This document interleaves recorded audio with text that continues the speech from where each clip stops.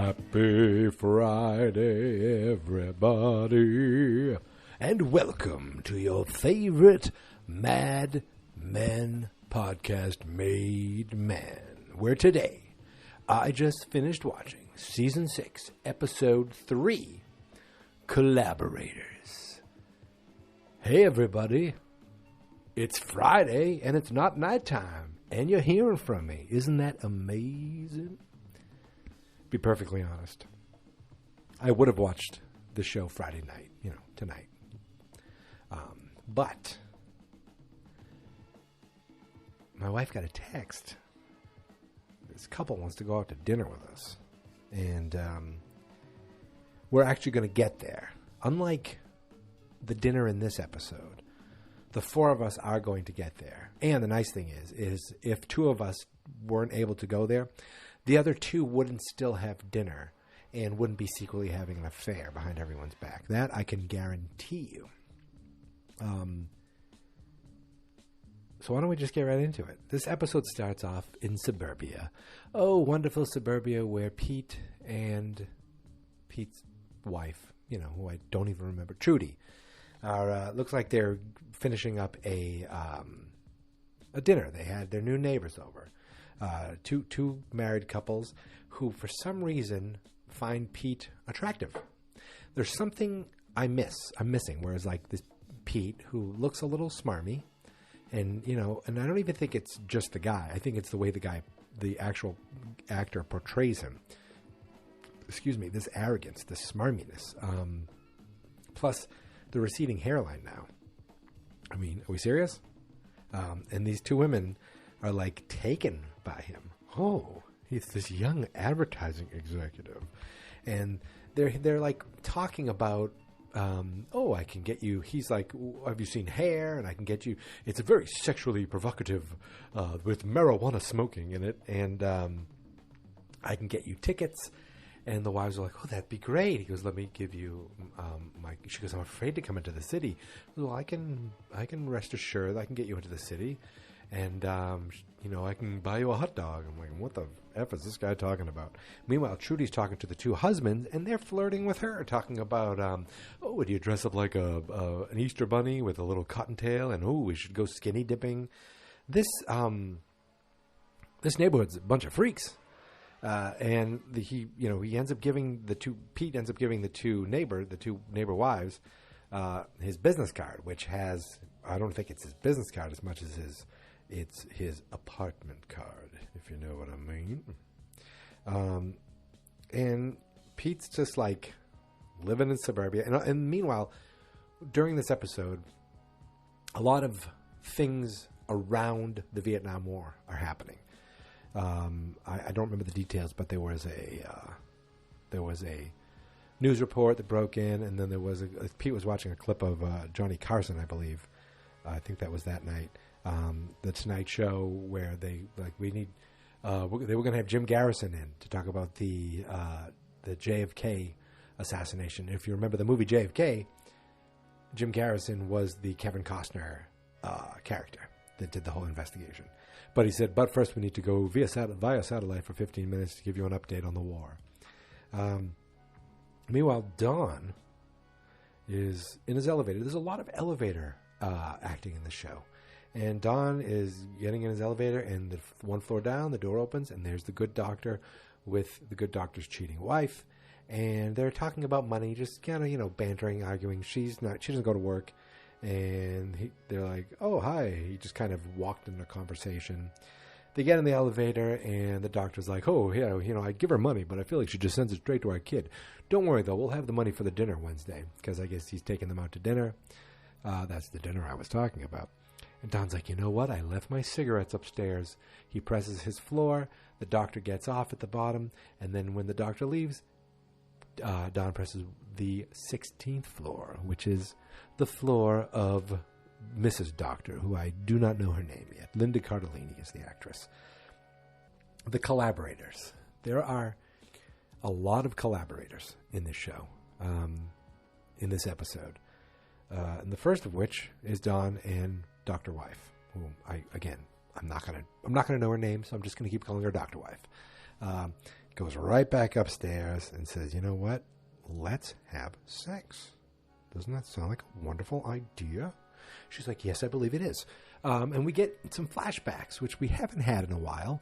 And I guess it's kind of giving us an insight to why Dickie Whitman, Don Draper, is kind of maybe not a perv, but maybe he sees sex in a way that it's just like, I want it, so I will have it. And he even gives the woman so the flashback was like him with his mother, which I don't think it's his mother, right? It's because his mother died having him. It's his dad's, who died, ex-wife, right? And I'm assuming that the baby is his brother, Adam. But they show up at what I assume is a whorehouse, and just kind of living there for a while with some creepy looking dude who runs the place. But that I'll just get this one out of the way because they show this, and then I think later they just show him looking through a keyhole, seeing that creepy guy about to mount his pregnant mother, or this woman who's not his mother, but the woman taking care of him. He mounts her for sex, and this, a younger prostitute's like, hey, you don't stop creeping. He's like, oh, I dropped a penny. But it was just like Don kind of his first foray of being a sexy creep.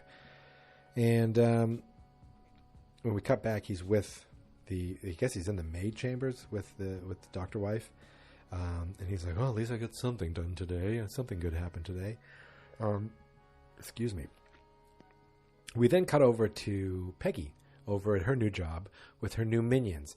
And really the thought of this episode is, or at least the main part of Peggy's story is that she's not getting the best work out of these young guys, and they're afraid of her, and she's not inspiring them enough. Because later on in the episode, she tries to be nice to them, and later on in the episode, she finds this powder, and she's like, oh, is this a new client? She brings it to the boss. Is it Ted, I want to say? I don't remember. She brings it to her new boss, and he looks at the specs, or the details on it, and it was joking about used for old women, or Olsons, so it was like a practical joke. She's like, oh, they're funny when I don't want them to be. But that's not the end of Peggy's story, but that kind of is the most, at least, that she's not getting through to these guys, and she's not connecting to them the way she should be. Now, we see Pete's apartment for the first time. Remember, his wife got him the apartment because it was so much safer for him to leave, to be in the city, which is BS. And who shows up at one of the young neighbors? The young neighbor wife shows up, and he's like, oh, would you like something to eat? Would you like something to drink? He's like, would you like me to kiss you and make love to you? Because that's what I'm going to do. It's just kind of like she showed up to sex Pete, and they sexed. They sexed it right away. They just started kissing, going at it, and it's like, let's do this. And then they did it.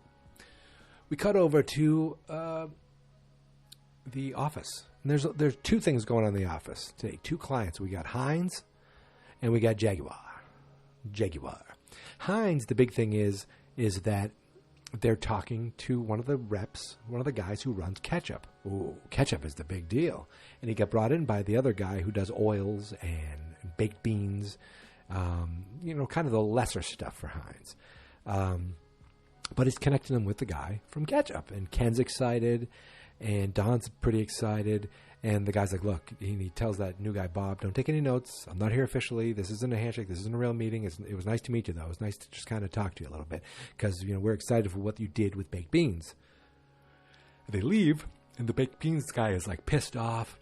He's like, oh, you cannot talk to him anymore. He's like, we understand. He goes, no, that's not a wink. Do not speak to him. I don't want you dealing with him anymore. Okay? They treat me like crap. And then once they see what the returns I brought in, they said, you did that? They didn't say, oh, you did that. They said, you did that?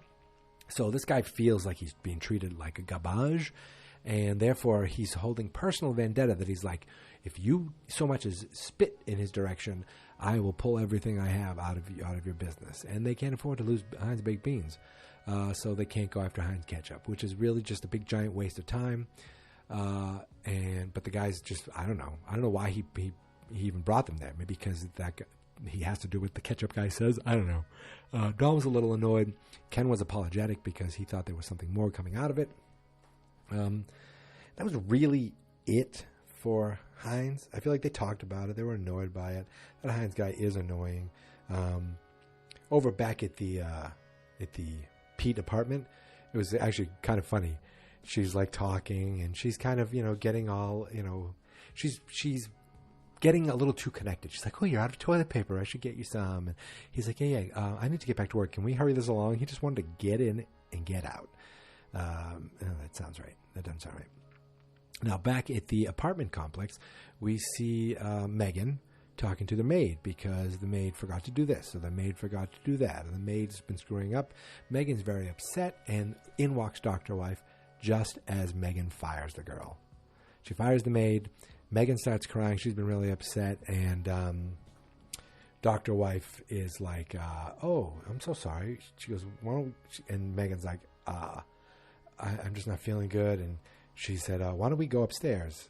And, oh, listen to that police siren. I don't know if you can hear that. They're not after me, so. And Megan is like, I shouldn't go upstairs. She might still be up there. Like, let's go up there before she starts stealing your silverware. Ha, ha, ha. So Megan, which is Don's wife, and Dr. Wife, which is Don's lover, go upstairs to the apartment just to have a smoke and a drink, or a smoke and a talk. And Megan confides in her that she had a miscarriage. She had a miscarriage, and she feels really guilty because she didn't tell Don. She was sloppy in Hawaii, so it must have happened then. And the reason she didn't tell Don is because she was also guilty because she didn't know what she wanted to do with it. She didn't know if we even wanted a baby. Maybe she wanted to get an abortion. They didn't say these things, but it was implied. And she said, I wasn't brought up that way, but I thought about doing it. Have you ever had this issue? And the woman goes, oh yeah, after the first son was born, I guess they had a miscarriage. But she never thought that because that's just not what you do. It's just the way I was brought up. And she goes, you probably don't feel that way either. And Megan was just like really upset and crying. And then Don walks in. He's like, oh, what are my two lovers doing here? He didn't say that. But she's like, oh, I'm going to leave you two. I'll see you guys later. And he goes, I'll see you tomorrow. And she's like, what are you talking about? For dinner. Oh, yes, right. So that was like, you could see the guilt, or at least I thought I saw guilt on Lyndon Cardellini's face with Megan, but it wasn't exactly that. Back at the office the next day, who shows up but that fat effing prick from Jaguar who basically, it isn't rape, but it might as well be. When they prostituted out Joan to this fat, I want to say F word. I want to say it, but I'm not going to. This guy walks around like his shit don't stink, like he's the big, hey, how you doing? Hey, girl, I've been thinking about you. And she says, I haven't seen you around. She's like, you have body parts you haven't seen in a while. She just gave it right to him, like, screw you. I don't care about you. I don't need to impress you anymore. You got the job done. And he's just a real prick. And she goes right into Don's office and just said, he's here, and has a drink. Doesn't even look at Don, just kind of looks straight ahead. Like, look, she's a partner now. She ain't going to deal with this shit. And she just the shit she had to go through for this. And you can see Don look at her like, I'm so sorry you had to do this. Don was the man who said you shouldn't have to do this. But they go into this guy, and he's a real jerk. And I thought he was going to ask for Joan again, and that would have just really pissed me off.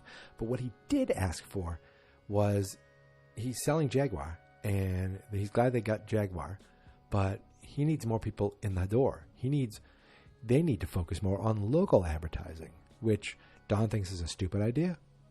And Pete thinks he'll do whatever he wants to make the client happy. And this guy's like, I think we should put 60% into local and 40% into national.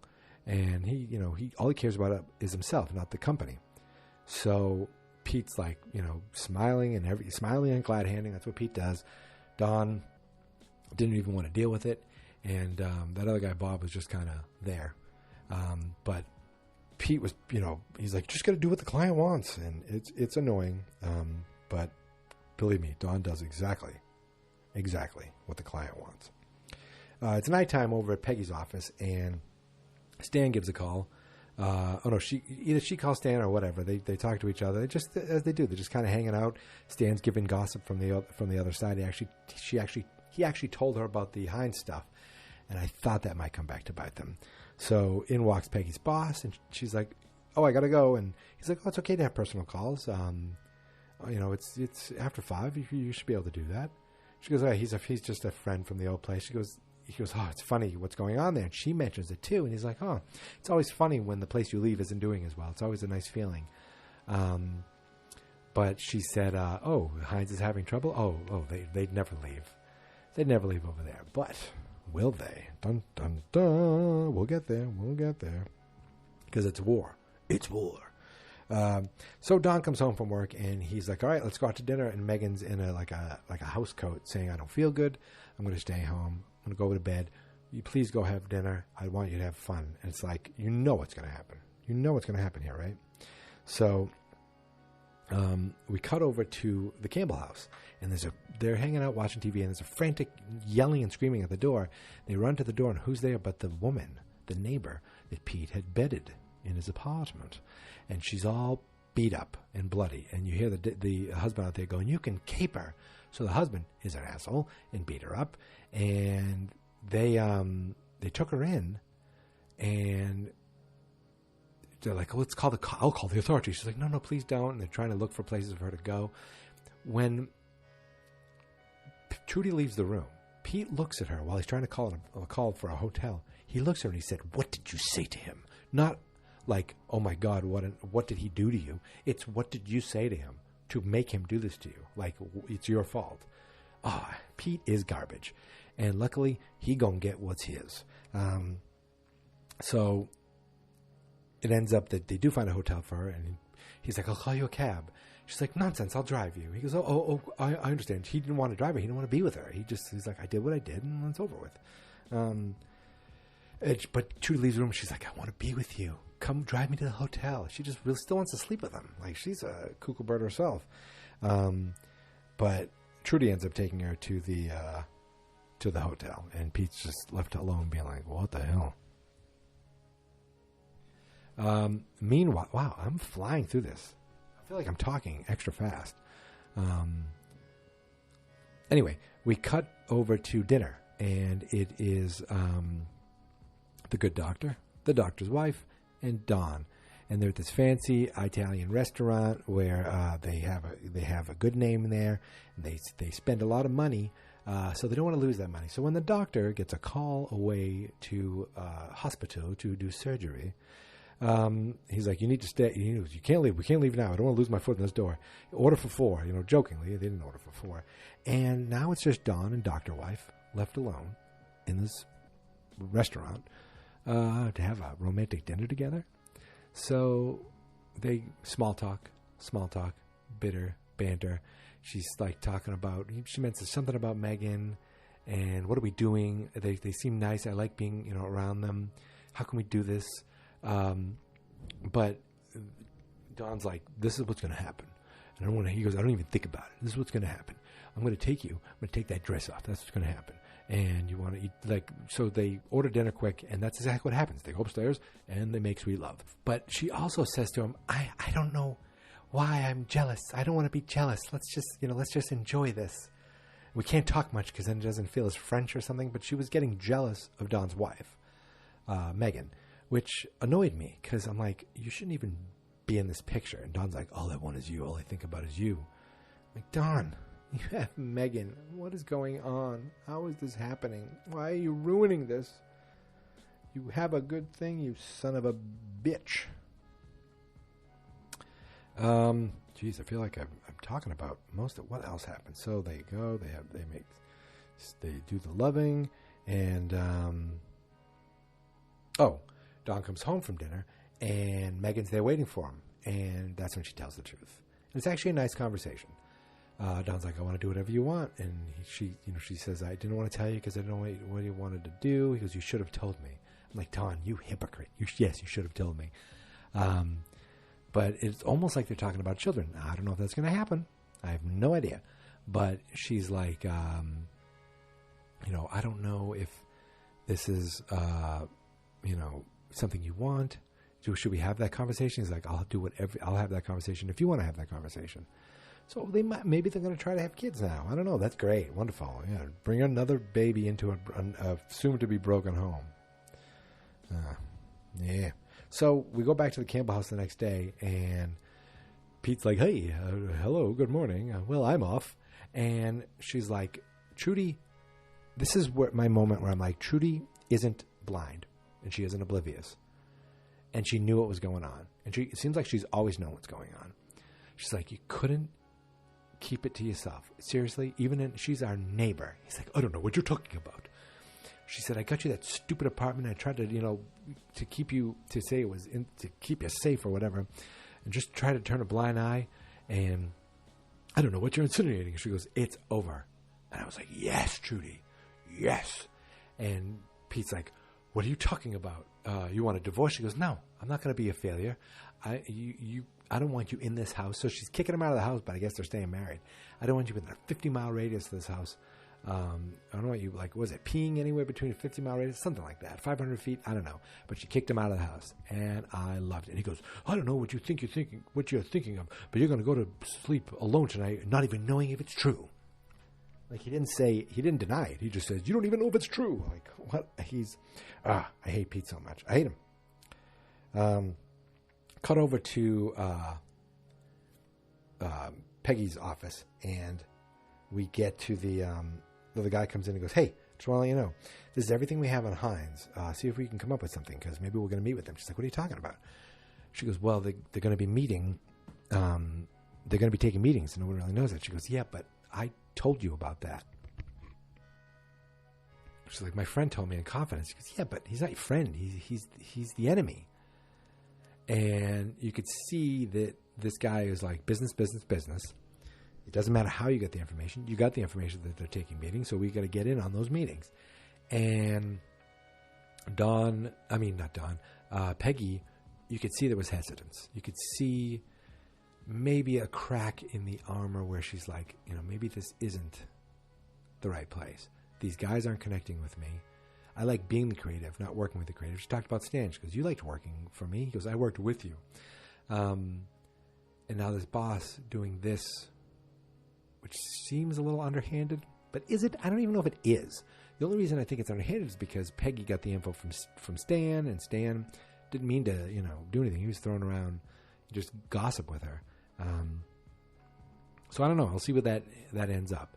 My favorite part of this whole episode was in the Jaguar meeting, where it was that local fat load with the two British guys, and Pete and Harry was there because he's doing the TV spots, and Don, and then we see Roger. Roger was there. This is the only real time we see Roger in this episode, and I wonder if he directed it, because sometimes you see like people aren't in the episodes a lot because they're doing other things.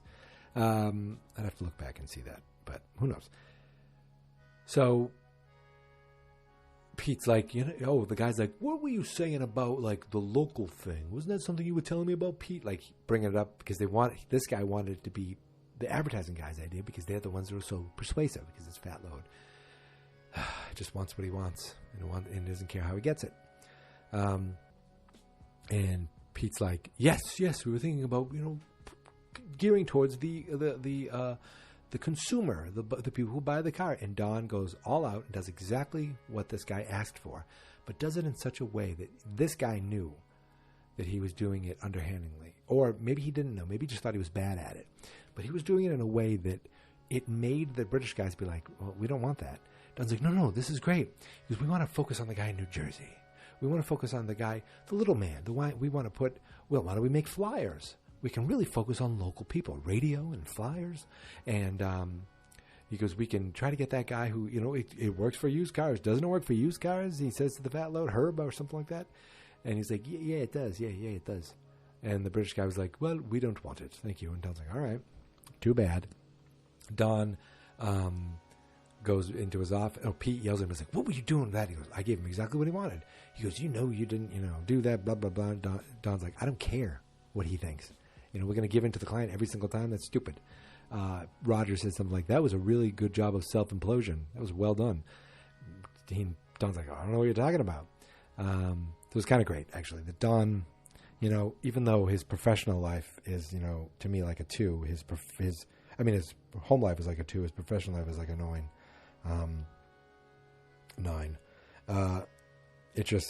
I liked it. I liked it a lot because he was being really disingenuously he was being disingenuous for a genuine reason. I don't know if that makes sense. Disingenuous to the right people that deserved it. And then towards the end of the episode, we see Pete in the office alone, and Bob's there, that young new guy Bob, and they're talking about he's like, oh, look at you, your first one here and your last one, you must love what you do. And Pete's like, it makes it look like that, doesn't it? He's like, look, I worked in finance, and these guys were trading all these people's money and drinking under the table. What you do makes it look a lot nicer. He goes, oh, it's all about looks, isn't it? He's like, oh, Bob, while you're out, can you get me toilet paper? My wife mentioned toilet paper. No, it's not his wife. Remember, his apartment needs toilet paper, and he's alone now, so he's going to need that. That was really at the end of Pete. The Dawn ends up going to the doctor wife's back door again while doctor's home. She's like, what are you doing? He goes, I want to see you. She's like, he's here. He goes, all right, tomorrow morning then. And he just gives this look like, blah, blah, blah, boom. And that's when we see one more flashback of when when he was younger and the whole peeping on the sexing and all that weird stuff. And the episode ends where he goes to his apartment, goes to the door, sits down outside the door, almost like he can't bear himself to go in. Is it because he doesn't want to be with Megan? Is it because of the kids thing? Is it because everything's getting to him? He says he was under the weather. That's why he was given the excuse for Jaguar. But was it, or was it like he's actually feeling guilty, or is it bothering him that he's not feeling guilty? So I wonder what got him, made him kind of just hang out there. I looked it up real quick. John Hamm, Don Draper himself, actually directed this episode. So, the Collaborators. I mean, Pete and that neighbor, they collaborated for adultery.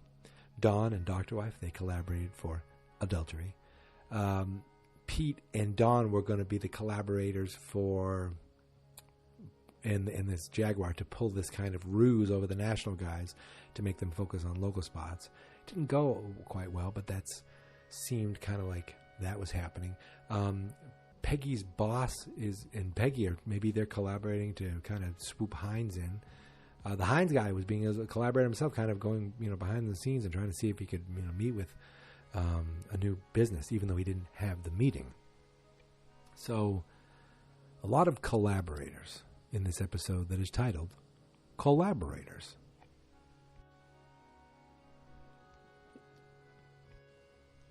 I have to say, I feel like I've covered everything.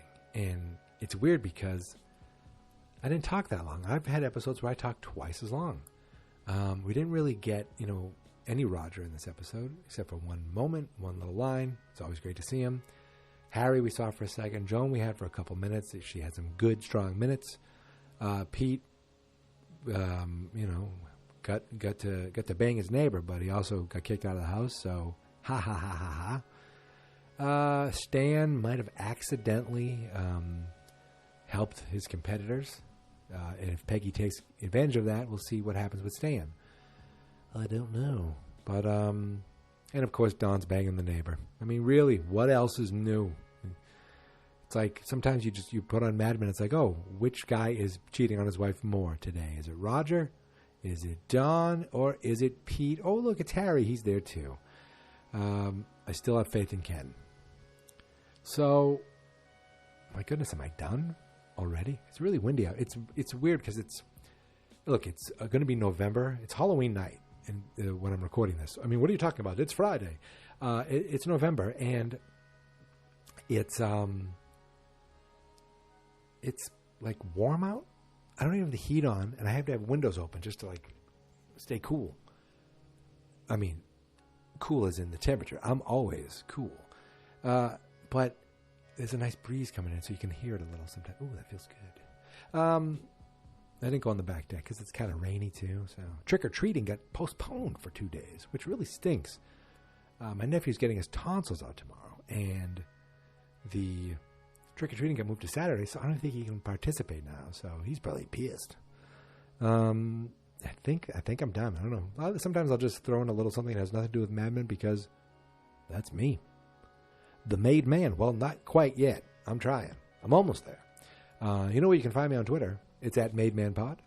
On Facebook, we're Fans Not Experts, but believe me, no one ever updates that. The website is fansnotexperts.com. And for podcasting, you've heard the ads. Anchor.fm. If you want to do your own podcast, it's free. It's not only free, but you can actually make money. Look, this isn't even an ad for that. This is you've already heard that. But just check it out if you ever want to do a podcast. You can literally, all you need is the phone and your app. You could do things like, editing and all these things on your computer. And I do that.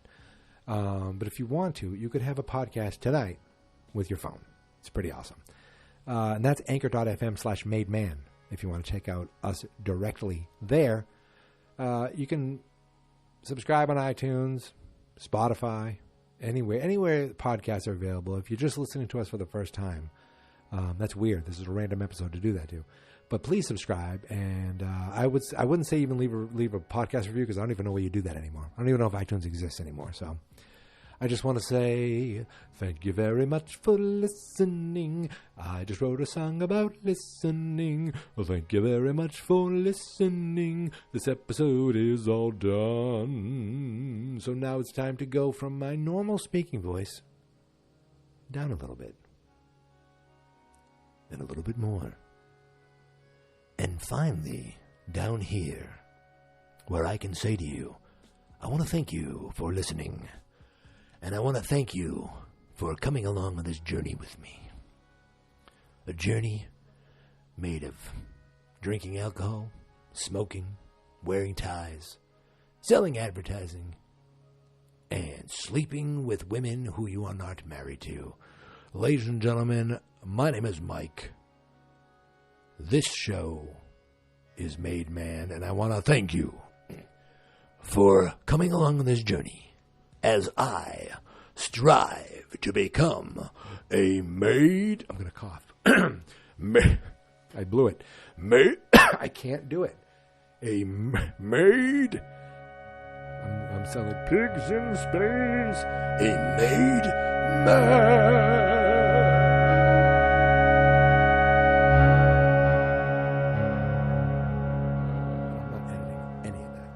Fans Not Experts.